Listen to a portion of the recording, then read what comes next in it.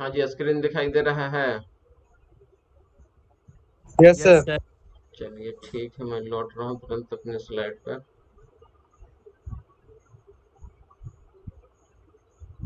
कल log anti log हम लोग देख लिए थे।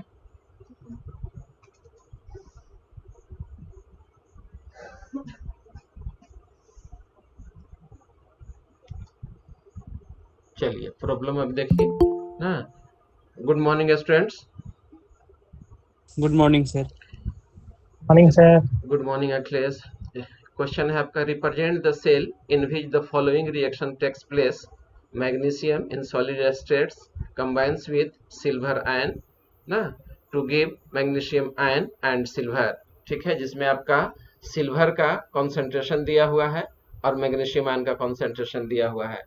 ठीक है, ई नॉट ऑफ द सेल दिया हुआ है आपका 3.17 वोल्ट दिया हुआ है। ठीक है, तो सबसे पहले हम लोग एनोडिक और कैथोडिक रिएक्शन लिखेंगे। ऑलरेडी एक्वस रिएक्शन लिखा हुआ है, एनोडिक और कैथोडिक रिएक्शन लिखना जरूरी भी नहीं है। जैसे हालांकि इसमें मैं अलग अलग लिख तो जरूर दिया हूँ। Represent the cell in which the following reaction takes place. तो अगर ये आप जो सॉल्यूशन में एनोड रिएक्शन और कैथोड रिएक्शन, चैटिंग नहीं कीजिए, उधर से आवाज आती है। तो ये जो है आपका लिखना जरूरी नहीं है। इसमें सीधे देखिए, यहाँ पर सिल्वर आयन है आपका। सिल्वर का कोफिशिएंट कितना है? 2 है। मैं अगर हम लोग लेफ्ट हैंड साइड देखें तो एक सिल्वर पे एक पॉजिटिव चार्ज, तो 2 सिल्वर आयन पर कितना हो गया? 2 positive charge. Right hand side देखेंगे तो ऑलरेडी मैग्नीशियम पर 2 है, तो एन का वैल्यू हम लोग को यहीं से पता चल गया। ठीक है, अब हम लोग करने क्या कि नर्स्ट इक्वेशन के हिसाब से रिएक्शन लिख डालें। इक्वेशन लिखेंगे सबसे पहले according to Nernst equation. E of the cell is equal to E not of the cell minus R T upon 2f ln ना, concentration of product upon concentration of reactant. तो product में silver ये solid है, देखो cursor, तो solid है तो इसका कंसंट्रेशन 1 ले लिए। ठीक है, अब हमको प्रोडक्ट साइड में मैग्नीशियम आयन है, इसका कोफिशिएंट 1 है, तो देखो मैग्नीशियम आयन लिख दिए, कोफिशिएंट 1 लिखे या ना लिखे कोई फर्क नहीं पड़ता है। अब right hand left hand side में रिएक्टेंट साइड में आइए, तो यहाँ मैग्नीशियम सॉलिड स्टेट है, इसका कंसंट्रेशन यूनिटी हो गया। यहाँ सिल्वर हो गया आयन, सिल्वर आयन का कोफिशिएंट 2 है, तो देखो सिल्वर आयन का पावर 2 कर दिए। ई नॉट ऑफ द सेल का वैल्यू यहाँ रख दिए, और इसको सोल्व करने पर हम लोग को कितना आता था? 0.059 वोल्ट आता था। भी लिखना या ना लिखिए, कोई जरूरी नहीं है कि इसमें भी हम दिखलाए ही। ठीक है, अब यहाँ पर वैल्यू रख दिए, एन का वैल्यू आपका 2 है, वैल्यू पुट कर दिए। कॉन्सेंट्रेशन ऑफ मैग्नीशियम आयन देखो यहाँ पर दिया हुआ है 0.130, ये रख दिए।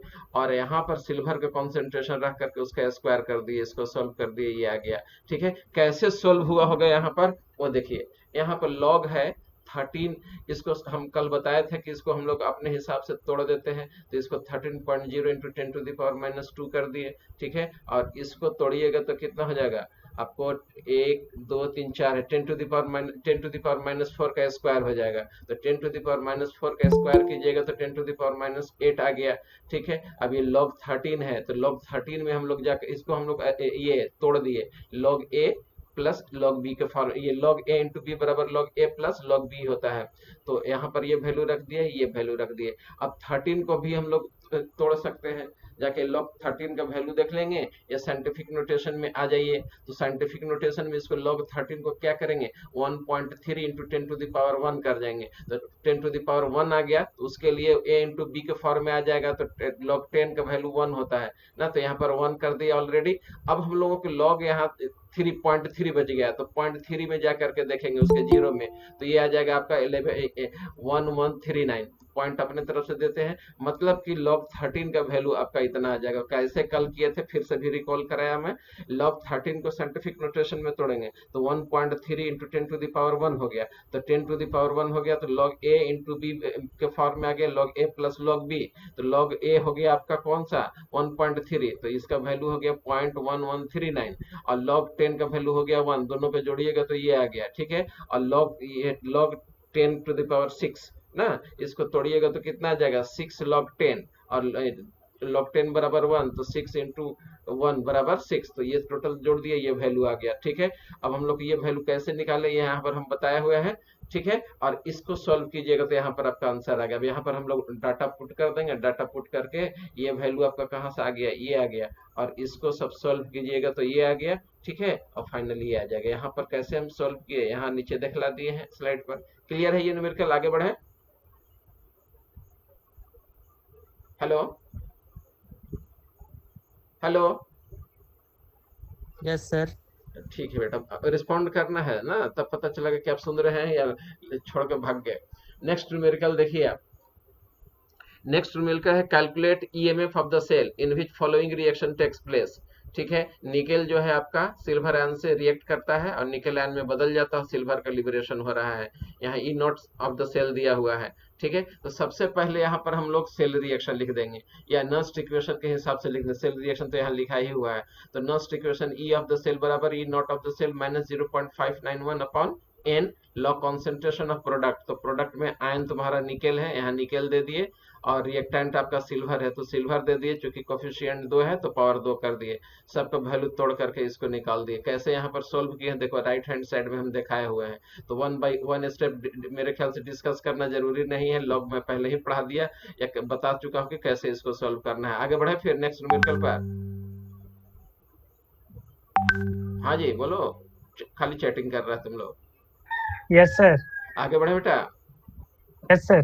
आइए एग्जाम्पल नंबर 3 पर देखिए। The cell in which the following reaction occurs.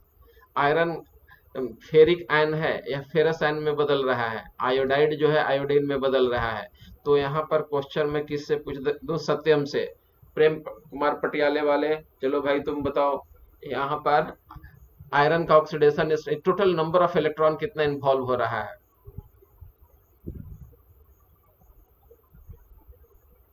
Total number of electron कितना इन्वॉल्व है? चलिए अखिलेश आप बताइए, वो नहीं बताएगा, आज आया है उसके लिए तो पूरा लग रहा होगा डायनासोर ही है। 4 sir. 4. हैं? Total, sir. हाँ total, total change of electron बताइए इस रिएक्शन में। And 1. देखते हैं। 2 sir.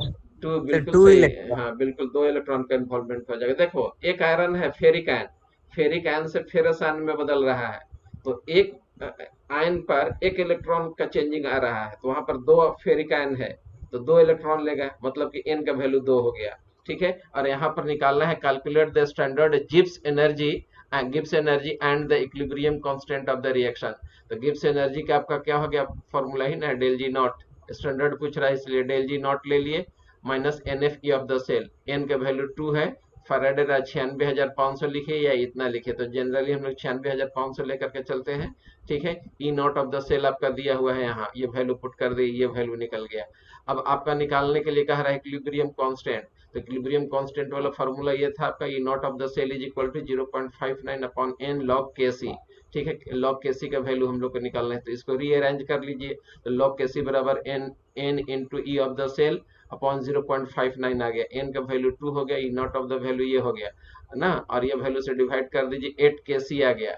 ठीक है, अब हम लोगों को ई ऑफ द सेल निकाल के सी का वैल्यू निकालना है, तो एंटी लॉग 8 का निकाल देंगे। ठीक है, तो एंटी लॉग निकालने के लिए कल हम बताए थे। ठीक है, देखिए 8 है तो 8 को हम लोग तोड़ दिए इस तरह से, जो इधर रहता है कैरेक्टरिस्टिक वो पावर हो जाता है। तो देखो 8 है पहले, तो 10 टू द पावर कितना हो गया, 8 हो गया। और 0.00 में जाके एंटी लॉग देखेंगे।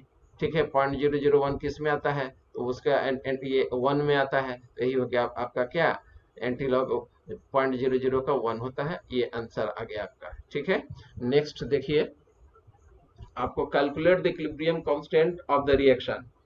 कॉपर जो है आपका सिल्वर आयन से कंबाइन करने के बाद क्यूप्रिक आयन में बदल रहा है और सिल्वर को लिबरेट करा रहा है, ई नॉट ऑफ द सेल दिया हुआ है। ठीक है, तो सबसे पहले तो हम लोग इक्विलिब्रियम कांस्टेंट और ये क्या कहा जाता है स्टैंडर्ड इलेक्ट्रोड पोटेंशियल का जो फॉर्मूला आता है उसको हम लोग लिख डालेंगे। तो E not of the cell is equal to 0.591 upon N log K C. N यहाँ देखिए, एक सिल्वर पर एक चार्ज, तो 2 सिल्वर पर 2 चार्ज, 2 पॉजिटिव चार्ज हो गया।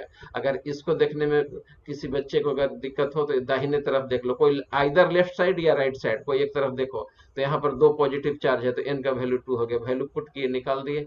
एंटी लॉग कैसे निकालना है देखो, फिर यहाँ पर हम समझा दिए। यहाँ पर केसी का वैल्यू आ गया कितना तुम्हारा, लॉग केसी बराबर आ गया 15.6। ठीक है, तो एक्चुअली आता है ये 15.5932 आएगा, एग्जैक्ट 6 नहीं आता है, इतना आता है। तो एंटी लॉग हम लोग इसको तोड़ देंगे हम लोग, कैरेक्टरिस्टिक यहाँ 15 है, तो 10 टू द पावर 15 कर दिए। अब बच गया आप लोगों को कितना, 0.59 में, तो 0.59 में जाकर वैल्यू देखेंगे, ठीक है। 0.59 में वैल्यू देखेंगे किस में, तो 3 में, तो 3 में देखिएगा तो 3917 आएगा। और 2 कैरेक्टर 2 के लिए मिन डिफरेंस है 2, 2 ऐड कर दिए तो ये इतना आ गया। 1 डिजिट के बाद हम लोग पॉइंट देते हैं तो 3.9119 इंटू 10⁻15 आ गया, यही हो गया आपका ना। अब देखिए एक न्यूमेरिकल और है आपका उसी तरह का है, तो ये भी बन जाएगा, समझाया हुआ है। ये मैं एक मेथड पर आ रहा हूँ डायरेक्ट, एक शॉर्टकट मेथड है एंटी लॉग निकालने का, ठीक है। वो कैसे निकलेगा, तो एक आपका न्यूमेरिकल ये भी सॉल्व किया हुआ है, इसमें आपको मैं भेज रहा हूँ रिकॉर्डिंग में, ये आपका आएगा। मैं सीधे आ रहा हूँ, how to calculate numerical on tips based on log. Log पर आपको कैसे बिना टेबल के आपको कैसे सॉल्व करना, खासकर कॉम्पिटेटिव एग्जाम देंगे आप, तो उसमें जो होता है लॉग एंटी लॉग आ जाएगा, तो वहां पर टेबल आपको सप्लाई नहीं किया जाता है, मांगिएगा भी तो नहीं देगा, ना मोबाइल आप ले जा सकते हैं, ले जाइएगा भी तो पहले ही जमा करा लेता है। तो कैसे हम लॉग और एंटी लॉग पर क्वेश्चन सॉल्व करें, ये आपके काम की बात है, ठीक है, बिल्कुल नया है आपके लिए। तो कीजिए क्या कि सबसे पहले आप लॉग टेबल को 1 से लेकर 10 तक याद कर लीजिए, 11 की याद है तो ठीक है, ठीक है। अब बहुत आसान है याद करना, log 1 0 हो गया, log 2 3.3 हो गया, या 0.3010 होता है एग्जैक्ट, लेकिन 0.3 याद कीजिए। अब जैसे जैसे log का वैल्यू बढ़ेगा, log बढ़ेगा वैसे वैसे उसका वैल्यू बढ़ते जाएगा। 2 में 0.3 आ गया, log 3 बराबर 0.48 हो गया, log 4 बराबर 0.6 हो गया, log 5 बराबर 0.7, log 6 बराबर 0.78। एक खाली जैसे आप लोग चैटिंग करते हैं ना, तो log का वैल्यू पूछिए एक दूसरे से, log 1 रहे तो 0, log 2 तो 0.3, log 3 0.4, 0.48, इस तरह से। log 10 आपका हर एक बच्चे को याद होता है, इस तरह से कर लिए। अब देखिए वैल्यू निकालना है एंटी लॉग का इस लॉग टेबल से, ठीक है। तो एंटी लॉग देखने की याद, डाटा देखने की आपको जरूरत ही नहीं पड़ेगी, एकदम ध्यान से देखिएगा। जो सपोज कि log x बराबर 7.78 है, ठीक है, तो चूंकि 10 बेस होता है, log 10 के बेस के फॉर्म में है, तो डायरेक्ट x बराबर हम लोग लिख सकते हैं 10 टू द पावर 7.78। क्लियर है, log अगर x हो टू द बेस 10 हो और इज इक्वल टू 7.78 है, तो x का वैल्यू हम लोग डायरेक्ट लिख सकते हैं 7.78, ठीक है। यहां तक क्लियर है ये स्टेप। Hello, yes sir. चलिए बेटा, तो अब हम लोग को करना क्या है कि आगे हम लोग कैसे तोड़ेंगे, तो यहाँ देखो x का x लिख दिए, ये अब इसको बाइफरकेट कर दिए, तो 10 टू द पावर 7 कर दिए, यहाँ पॉइंट वाला है उसको अलग कर दिए, इंटू 10 टू द पावर 0.78 कर दिए, ठीक है। तो ये 10 टू द पावर 7 है, हूबहू 10 टू द पावर 7 लिख दिए। अब जो आपका 0.78 है, इसको देखना है कि log किस में ये फिट होता है, तो 78 देखिए यहाँ log 6 के बराबर है, ये है ना 0.78, ठीक है। तो ये log 6 के बराबर है, तो यहाँ डायरेक्ट यहाँ 6 लिख दिए, x का वैल्यू यही निकल के आ गया 6 इंटू 10 टू द पावर 7। तो सिर्फ आपको log याद रखना है 1 से लेकर 10 तक, ठीक है। और उसको हम लोग कैसे सॉल्व किए, एंटी लॉग का वैल्यू डायरेक्ट निकल गया, वो आप देख लिए एक बार फिर से। log x बराबर 7.78 अगर हो इफ, ठीक है, तो हम लोग x बराबर लिख सकते हैं, क्योंकि बेस 10 है इसलिए 10 टू द पावर 7.78 कर दिए। अब इसको हम बाइफरकेट कर रहे हैं, x is equal to 10 to the power, यहाँ देखो ये 7 है तो 7 रहने दिए, यहाँ पर 0.78 है तो इंटू 10 टू द पावर 0.78 कर दिए, ये 10 टू द पावर 7 है, वो बहुत 10 टू द पावर 7 हो गया। अब हम लोग जो ये वैल्यू आपका दिया हुआ है, क्या कहा जाता है 0.78, इस log में किसका वैल्यू पड़ता है, तो यहाँ देख लीजिए log 6 का वैल्यू पड़ता है, तो 6 इंटू 10 टू द पावर 7 ही एंटी लॉग निकालिएगा, तो उस मेथड से भी इतना ही आंसर आएगा। अब आ जाइए आप log, दूसरा एग्जाम्पल एक ले लीजिए, log x बराबर 2.46 है सपोज, और इसका एंटी लॉग हमको log x ये सॉरी x का वैल्यू निकालना है, यानी एंटी लॉग हमको यूज करना ही पड़ेगा। तो डायरेक्ट हम लोग कैसे निकालेंगे बिना एंटी लॉग देखे हुए, वो देखिए x बराबर, चूंकि बेस यहाँ 10 है, तो सीधे लिख दिए x is equal to 10 to the power 2.46, ये 10 टू द पावर 2.46 ये वैल्यू आपका आ गया, ठीक है। अब यहाँ x इज, अब इसको बाइफरकेट कीजिए, तो x बराबर क्या हो जाएगा, ये 2 है तो 10 टू द पावर 2 लिख दिए, इंटू 10 टू द पावर 0.46 कर दिए, पॉइंट वाला अलग कर दिए, तो log 10 टू ये x is equal to 10 to the power 2, इसको अलग कर दिए, डायरेक्ट ये आ गया 10 टू द पावर 2, यहाँ पर पड़ गया आपका कितना 0.46, तो यहाँ 46 के लिए वैल्यू देखेंगे, तो 46 देखो कितना में, किस रेंज में आ रहा है, log 3 के रेंज में आ रहा है, ठीक है। तो चूंकि 48 है होता है इसका log 3 का वैल्यू, ठीक है, और यहाँ पर तुम्हारा आ रहा है 0.46, कम है उससे, तो 3 से थोड़ा सा हम लोग वैल्यू कम लेंगे, इसलिए 2.89 कर दिए ना। ये तो जनरली हम लोग इवन ऑड नंबर हम लोग लेते हैं, इस तरह का अगर सिचुएशन आ जाए तो ऑड नंबर हम लोग लेकर के काम चलाते हैं। तो एग्जैक्ट 3 ना लिख करके 2.89 कर दिए। तो हमेशा याद रखिएगा, अगर उस रेंज में आ रहा है, अगर ज्यादा हो तो थोड़ा सा ज्यादा डाटा बढ़ा करके ले लेंगे। तो ज्यादा बढ़ा कर लेने का मतलब है कि अगर 3.46 से ज्यादा रहता तो उसके बाद 4 आता है आपका, ठीक है, 0.6 आ जाता है डायरेक्ट। 4 और 6 के बीच में रहता तो 3 और 4 के बीच में हम लोग डाटा ऐसे करके लिख देते हैं। जनरली ऑड नंबर लिखा जाता है, कभी फेल नहीं होगा, और जो आंसर आपका रहेगा उसके अप्रोक्स में आ जाएगा। ऑब्जेक्टिव क्वेश्चन के लिए सॉल्व करने में आसानी होगा, खट से मार दिए, ठीक है। ऑब्जेक्टिव क्वेश्चन में एंटी लॉग दे दिया, अब एंटी लॉग देखते रहिए, निकालते रहिए, तो टाइम उसमें लैप्स होता है। तो इस मेथड से ऑब्जेक्टिव क्वेश्चन सॉल्व करते हैं तो आपके लिए आसानी हो जाएगा। क्लियर है ये? हाँ जी, यस सर। ठीक है। सिर्फ आपका Yes. इसमें दिक्कत होगा, निगेटिव लॉग वाला वैल्यू एंटी लॉग वाला निकालिएगा तो इस मेथड से नहीं निकलेगा। उसके लिए दूसरा मेथड है, कभी बैठूंगा, सोचूंगा, डेवलप हो जाएगा तो फिर मैं आपको उसको भी किसी न किसी दिन बता ही दूंगा, ठीक है। लेकिन अभी उसको टाइम नहीं मिल पाया कि मैं निगेटिव वाला कैसे निकालूं, उस पर नहीं सोचा हूँ। चलिए, तो आप नेक्स्ट देखिए, स्पेशल टाइप ऑफ सेल हम लोग को पढ़ना है, ठीक है। अभी तक हम लोग इलेक्ट्रोकेमिकल सेल पढ़े ना, इलेक्ट्रोकेमिकल सेल में देखे थे डैनियल सेल, गैल्वेनिक सेल ना, दोनों एक ही था, और एक था आपका इलेक्ट्रोलाइटिक सेल। तो आइए हम लोग पूरे सेल को ही हम लोग स्पेशल टाइप ऑफ सेल नाम दे करके उसको 3 कैटेगरी में क्लासिफाई कर दिए। पहला सेल हो गया कॉन्सेंट्रेशन सेल, दूसरा है रिवर्सिबल सेल, और तीसरा है आपका इलेक्ट्रोलाइटिक सेल। कॉन्सेंट्रेशन सेल नाम से ही क्लियर है, अगर each half of the cell जो हो एक ही मटेरियल का बना हुआ हो, सपोज अगर हाइड्रोजन इलेक्ट्रोड है तो दोनों ही उसका हाफ सेल हाइड्रोजन का बना हुआ हो, हाइड्रोजन इलेक्ट्रोड का बना हुआ हो। फर्क इसमें इतना होता है कि उसमें कॉन्सेंट्रेशन जो होता है इलेक्ट्रोलाइटिक सॉल्यूशन का वो अलग अलग होता है। कॉन्सेंट्रेशन सेल वर्ड क्लियर है? Hello hello hello, Yes sir. हाँ बेटा, रिस्पॉन्ड करते रहिए बीच में आप लोग। तो सर एक्टिविटी और कंसंट्रेशन में क्या अंतर है? क्या चाहिए बेटा? एक्टिविटी और concentration. Activity? Yes sir, activity. किस चीज की एक्टिविटी? एनसीईआरटी में नोट में दिया था कि कंसंट्रेशन को एक्टिव मास होगा, एक्टिव मास होगा वहाँ, ठीक है, एक्टिविटी नहीं होगा, एक्टिव मास होता है, ठीक है। मोलर कॉन्सेंट्रेशन या एक्टिव मास, ठीक है, दोनों सिनोनिम्स है, दोनों क्या है, एक्टिव मास और मोलर कॉन्सेंट्रेशन आपका सिनोनिम्स है। तो मोलर कॉन्सेंट्रेशन आप जान रहे हैं, number of moles dissolved in 1 litre of the solution. ठीक से उसको देखिएगा, नहीं तो उसका फोटो खींच करके भेजिएगा, हम देख लेंगे उसको, ठीक है। तो आपका एक्टिविटी वर्ड ये क्या कहा जाता है, एक्चुअली वहां पर एक्टिव मास होता है, 11th में शायद पढ़ाए हो हम, और वर्ड तो जरूर इंट्रोड्यूस किए होंगे, मोलर कॉन्सेंट्रेशन या एक्टिव मास। तो चलिए यहाँ पर देखिए कॉन्सेंट्रेशन सेल। कॉन्सेंट्रेशन सेल में कोई भी सेल में 2 हाफ सेल होता है ना, एनोड वाला कैथोड वाला, दोनों सेम मटेरियल का हो, सिर्फ कॉन्सेंट्रेशन अलग अलग हो, तो उसको हम लोग क्या कह देते हैं, कॉन्सेंट्रेशन सेल कहते हैं। जैसे देख लो, ये कॉन्सेंट्रेशन सेल है, हाइड्रोजन सेल हम लोग ले लिए, तो प्लेटिनम उसमें इलेक्ट्रोड यूज करता है सरफेस एरिया बढ़ाने के लिए, उस पर रिएक्शन कराने के लिए हम लोग प्लेटिनम यूज करते हैं वायर, ठीक है।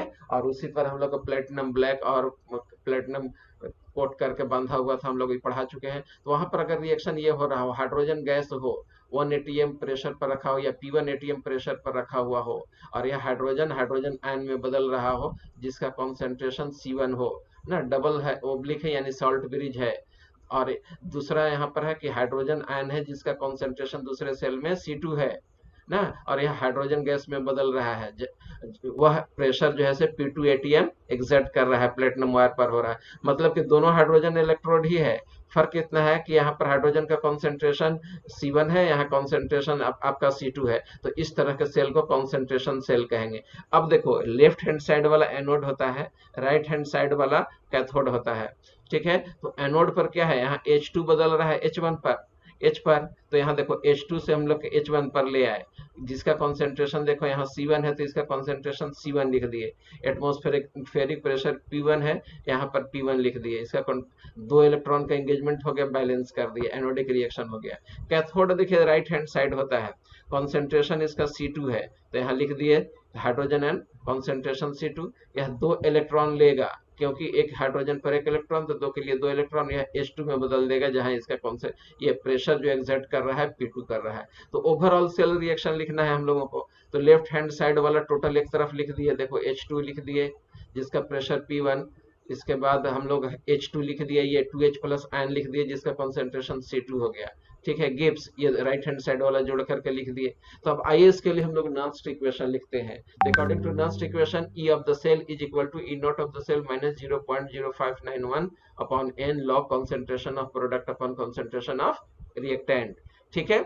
और अगर दोनों इलेक्ट्रोड, दोनों आपका हाफ सेल जो है एक ही इलेक्ट्रोड का बना हुआ हो तो चेंज इन इलेक्ट्रोड पोटेंशियल कितना होगा? 0 होगा, क्योंकि एक ही है तो चेंज 0 हो गया आपका, यहाँ वैल्यू हम 0 पुट कर दिए, ठीक है। देखिए यहाँ पर 0 पुट कर दिए। अब लॉग C1 है, बच गया, हाँ, कॉन्सेंट्रेशन ऑफ प्रोडक्ट, तो प्रोडक्ट साइड में आपका क्या है, ये हाइड्रोजन आयन है, वो हाइड्रोजन आयन का कोफिशिएंट कितना है, 2 है, तो देखो यहाँ पर कॉन्सेंट्रेशन का वैल्यू C1 रख दिए और इसका पावर 2 कर दिए, ठीक है।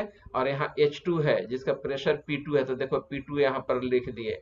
अब आ गया अपॉन डिवाइडेड बाय रिएक्टेंट होता है, तो रिएक्टेंट साइड में आइए, H2H प्लस है ना, तो हाइड्रोजन आयन का कॉन्सेंट्रेशन यहाँ कितना है, C2, तो देखो यहाँ C2 कर दिए, कोफिशिएंट 2 है तो 2 का पावर 2 ही हो गया आपका, यहाँ 2 कर दिए। अब प्रेशर यहाँ कितना है रिएक्टेंट में P1 कर दिए, ठीक है। अब आगे देखिए इसको आगे कैसे पढ़ाएंगे। अगर आपका दोनों तरफ एटमॉस्फेरिक प्रेशर 1 हो, ठीक है, P1 बराबर P2 इज इक्वल टू 1, ठीक है। तो अब देखिए हम लोग वैल्यू पुट कर दिए P1 और P2 का, तो ये वैल्यू कितना आ जाएगा हम लोग का, E is equal to minus 0.059 upon 2 log C1 upon C ना, पावर 2 हो गया। तो यहाँ पर क्या कंक्लूजन निकला, अगर C2 का कॉन्सेंट्रेशन ज्यादा हो तो E घटेगा कि बढ़ेगा, यह क्वेश्चन है अखिलेश से।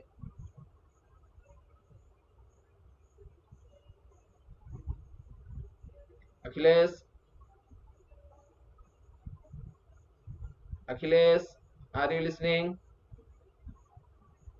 सुनिधि, अनुराग, ये सर एक बार फिर से बोलिए। C2 का अगर हम लोग वैल्यू बढ़ा दें, यानी कॉन्सेंट्रेशन C2 का बढ़ाते चले जाए, तो E का वैल्यू घटेगा कि बढ़ेगा? इसका वैल्यू 1/2 घट जाएगा नहीं, नहीं बढ़ेगा सर। बढ़ेगा, बिल्कुल सही। सत्यम की आवाज, बढ़ेगा। सत्यम की आवाज है बढ़ने की, क्या बढ़ेगा? क्योंकि यहाँ देखो निगेटिव साइन के साथ है, आई नो निखिल की आवाज थी, यहाँ पर निगेटिव साइन है, ठीक है। निगेटिव साइन होने से C2 का वैल्यू बढ़ने से E का वैल्यू आपका बढ़ेगा, दैट मीन्स कि E इज ग्रेटर देन 1। अगर C2 आपका C1 से ज्यादा हो जाए तो E ऑफ द सेल क्या आएगा, पॉजिटिव आ जाएगा। और E ऑफ द सेल अगर पॉजिटिव हो तो सेल कैसा है, स्पॉन्टेनियस प्रोसेस में है, सेल विल बी स्पॉन्टेनियस, और सेल आपका स्पॉन्टेनियस हो जाए। तो स्पॉन्टेनिटी के लिए हम 2 कंडीशन कल हम लोग डिस्कस किए थे ना। पहला था del G should be negative, और अगर E पर लेते हैं E ऑफ द सेल क्या हो, पॉजिटिव होना चाहिए, तो देखो यहाँ पर E of the cell positive आ गया, मतलब कि स्पॉन्टेनियस सेल है। हाँ, ऐसा भी कंडीशन हो सकता है आपका इसमें कंसंट्रेशन सेल में कि कंसंट्रेशन दोनों का इक्वल हो जाए। जब कंसंट्रेशन दोनों का इक्वल हो जाए तो क्या होगा, ठीक है। आइए इसमें वैल्यू पुट कर देते हैं, C1 और C2 का इक्वल कर दिए तो बच क्या गया, P2 अपॉन P1। तो यहाँ पर देखिए P1 नीचे है और यहाँ निगेटिव साइन है, तो P1 बढ़ने से E ऑफ द सेल क्या होगा, इंक्रीज करेगा, मतलब कि if P1 is greater than P2 then E of the cell is positive, तब E ऑफ द सेल आपका पॉजिटिव हो जाएगा। तो ऐसे सेल को हम लोग क्या कहते हैं, स्पॉन्टेनियस सेल कहेंगे, क्योंकि ऑटोमेटिक रिएक्शन होता चला जाएगा, ठीक है। दूसरा सेल हो गया आपका रिवर्सिबल सेल। जनरली इलेक्ट्रॉन का फ्लो जो होता है आपका एनोड से कैथोड की तरफ होता है। क्या होता है, इलेक्ट्रॉन का फ्लो एनोड से कैथोड की तरफ होता है, और करंट का फ्लो जो होता है आपका कैथोड से एनोड की तरफ होता है। लेकिन अगर एक्सटर्नल ईएमएफ हम लोग बाहर से अप्लाई कर दें, जितना आपका सेल का पोटेंशियल है उससे ज्यादा अगर हम लोग एक्सटर्नल ईएमएफ सप्लाई करने लगे तो करंट का फ्लो जो होता है रिवर्स हो जाता है। That cell in which chemical reaction are reverse by applying external EMF is in opposite direction ना, अपोजिट डायरेक्शन में होने लगे। जैसे कहने का मतलब कि जैसे करंट का फ्लो जो कैथोड से एनोड में हो रहा है, अगर वही करंट का फ्लो एनोड से कैथोड की तरफ होने लगेगा तो रिएक्शन डाइवर्स नहीं हो जाएगा, रिवर्स नहीं हो जाएगा। तो ऐसे रिएक्शन को हम लोग रिवर्सिबल सेल कहते हैं। क्या कहते हैं? ऐसे ऐसे रिएक्शन को रिवर्सिबल सेल कहते हैं। क्लियर है वर्ड? एनीमैन? Yes sir. चलिए ठीक है।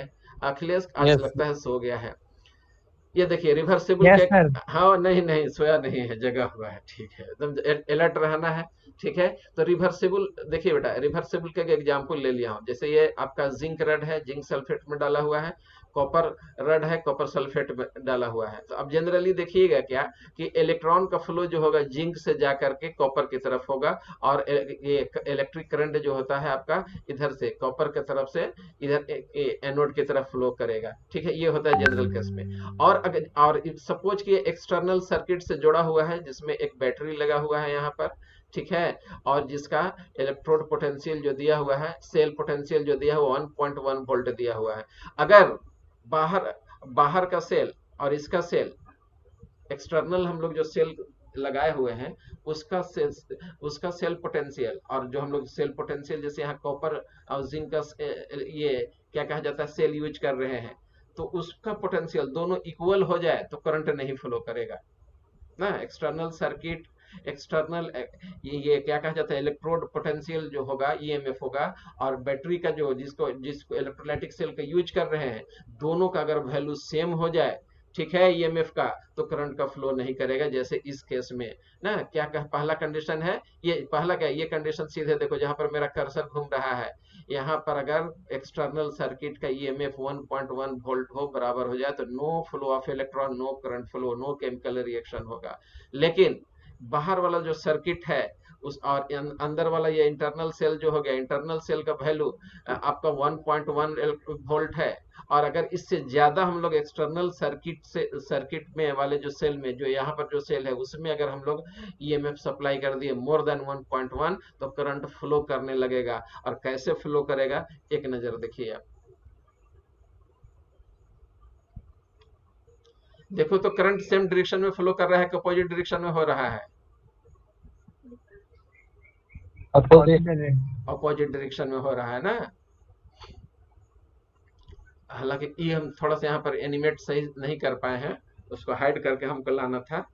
ठीक है, तो या डबल इस पर क्लिक हो गया होगा इसलिए ऐसा हो रहा है। तो देखो करंट का फ्लो जनरली हम लोग का होता है नॉर्मल केस में कैथोड से किधर, आपको एनोड की तरफ, लेकिन यहाँ पर उल्टा होने लगेगा। तो इस कंडीशन को हम लोग क्या कहते हैं, रिवर्सिबल सेल कहते हैं। ठीक है, सर यहाँ भी कैथोड एनोड ही हो रहा है। हाँ बेटा, उल्टा लिखा गया है वहां पर, डायग्राम जो है सो उल्टा बन गया है। चलो उसको फिर से हम समझा देते हैं। ठीक है, जैसे देखो यहाँ पर होगा क्या, तुम्हारा ये कैथोड है, ठीक है, तो करंट का फ्लो नॉर्मल केस में इधर से इधर होता है, ठीक है, लेकिन इस केस में होने क्या लगेगा, अगर एक्सटर्नल सर्किट का हम लोग ईएमएफ बढ़ा दे, मोर देन 1.1 कर दे, तो करंट जो है इधर से इधर बढ़ने लगेगा, एनोड से कैथोड की तरफ जाने लगेगा। ठीक है, हम एनिमेशन ठीक कर लेंगे बाद में। तो इधर से इधर होने लगेगा, तो उसको हम लोग क्या कहेंगे, एक मिनट देखो, यहाँ पर लिखा हुआ सिर्फ उल्टा है, डायग्राम मेरा सही बना हुआ है। जिंक जो है ना वो एनोड होता है और ये कैथोड होता है, तो करंट का फ्लो सही दिखाया हुआ है यहाँ पर। ये एनोड है, एनोड से कैथोड की तरफ करंट फ्लो करने लगा, और इलेक्ट्रॉन जो होगा आपका होना चाहिए था किधर से, आपका फ्लो होना चाहिए था जिंक से कॉपर के तरफ। तो यहाँ जो फ्लो करने लगेगा कॉपर से जिंक के तरफ होने लगेगा। ध्यान से देखो, इलेक्ट्रॉन का फ्लो कॉपर से जिंक की तरफ हो रहा है या नहीं? Yes sir. ठीक है, खाली वर्ड जो है कैथोड और एनोड जो है उल्टा लिखा गया वहां पर, उसको हम इरेज कर देंगे बाद में। ठीक है, एक्चुअली जहां से लिया हूं वहीं पर उल्टा होगा, हम ध्यान दिए नहीं रात में, इसीलिए हो गया। तो ये क्लियर है या नहीं, या कंफ्यूजन है अनुराग? नहीं, क्लियर है। चलिए ठीक है। सही दिखाया हुआ है, वो खाली वर्ड लिखा हुआ पर उल्टा उल्टा लिखा हुआ है। अब देखिए हम लोग का नेक्स्ट सेल हो गया इलेक्ट्रोलाइटिक सेल। और इलेक्ट्रोलाइटिक सेल क्या है? Electrical energy is converted into chemical energy. Electrical energy जो होता है इसमें केमिकल एनर्जी में बदल जाता है, आप जानते ही हैं, पढ़ा चुका हूं पहले भी। Process of chemical decomposition of an electrolyte by passing of electricity is called electrolysis और इलेक्ट्रोलाइटिक डिसोसिएशन। इसमें चूंकि केमिकल डिकम्पोजिशन होगा, ठीक है, तो इस डिकम्पोजिशन होगा, इसीलिए इलेक्ट्रोलाइटिक डिसोसिएशन भी कहते हैं। और इस प्रोसेस को हम लोग इलेक्ट्रोलिसिस कहते हैं। इलेक्ट्रोलिसिस है क्या? तो इसमें हम लोग का जब एक्सटर्नल करंट फ्लो कराते हैं तो प्रोसेस केमिकल डिकम्पोजिशन होने लगता है। किसका? इलेक्ट्रोलाइट का। कैसे?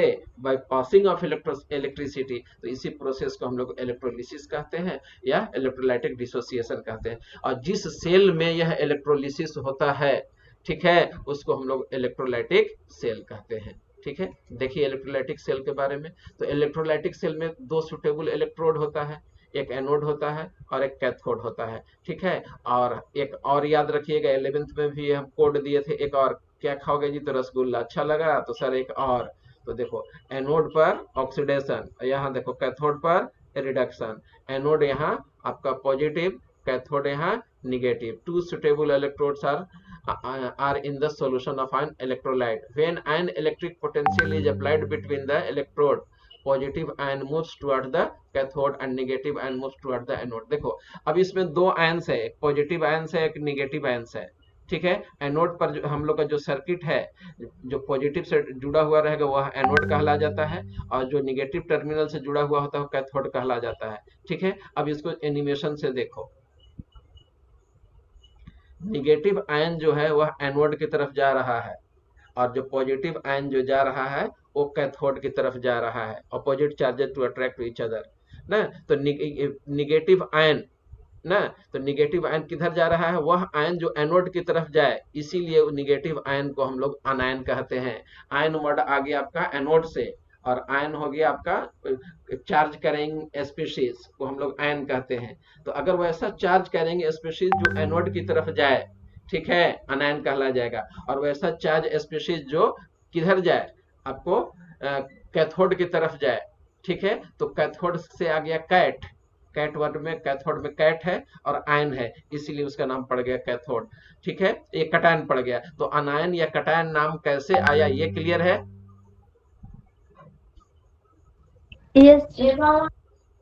हाँ बेटा बोलो, कोई पूछ रही है कुछ? चलिए तब ठीक है, मैं आता हूँ। कहाँ बैक करना है? नहीं सर। हाँ बेटा बोलिए। फिजिक्स का टर्न हो गया? ठीक है यस बेटा, सर। ठीक है, आ गया तो बस ज्वाइन करते करते मैं, ठीक है बेटा, खत्म करना।